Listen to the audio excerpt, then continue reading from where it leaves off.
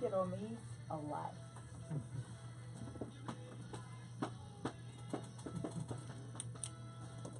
All right, little Tim's going down. Good music. Thanks, Stephen. We're back. About your house. 704-570-9610 is the number. Love to hear from you, as well as the Building Center text line. 704-570-9610. We're talking stuff you need to consider building a home, new home especially. The way we've changed, the way codes have changed, and home inspections have changed. Now, you know, Preston, you offer a pre-inspection now. Right. Tell us a little bit about that. Absolutely.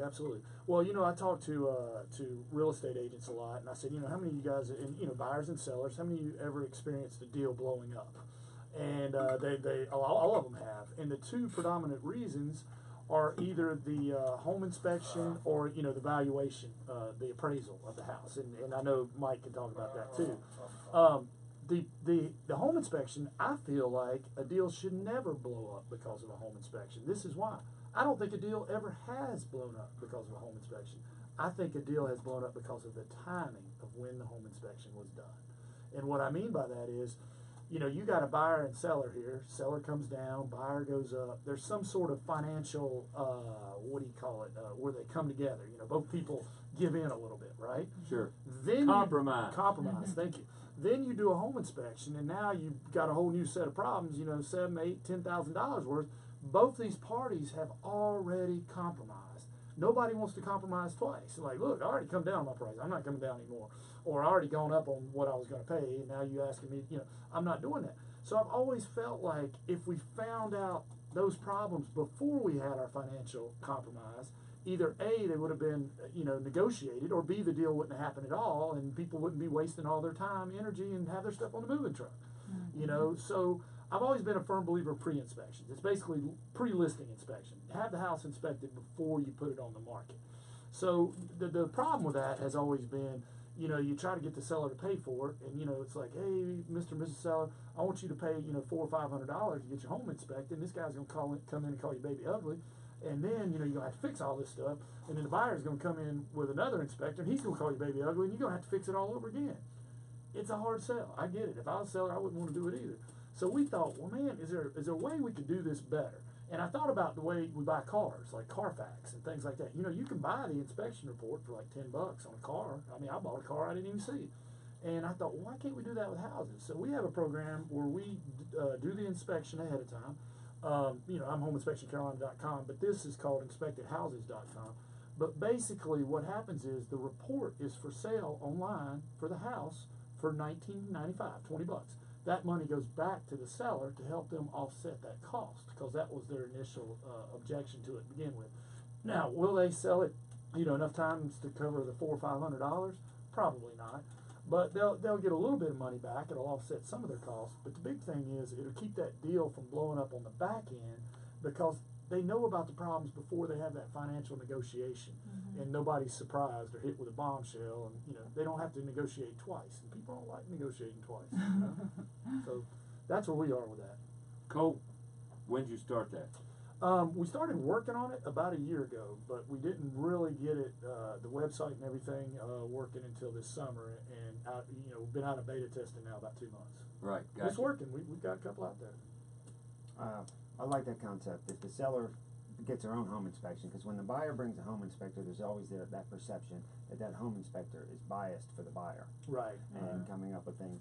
Now, some of the complaints or the things that we haven't found as pleasurable with home inspectors is it almost, when you read some of these prefab reports they have, boilerplate reports, you know, there's a little bit of loose caulk and a gutter needs to be put up, and it sounds like the house is falling down. And just the other day, a lady called and said, "You're a licensed general contractor. Can you come out and fix these things?" I'm like, I can't personally, but I know a great handyman. He'll come out and do it. And he's like, "Well, is he licensed?" I'm like, "I'm not sure if he has his GC, but this is minor stuff." Right. She said, "No, it says it has to be a licensed general contractor."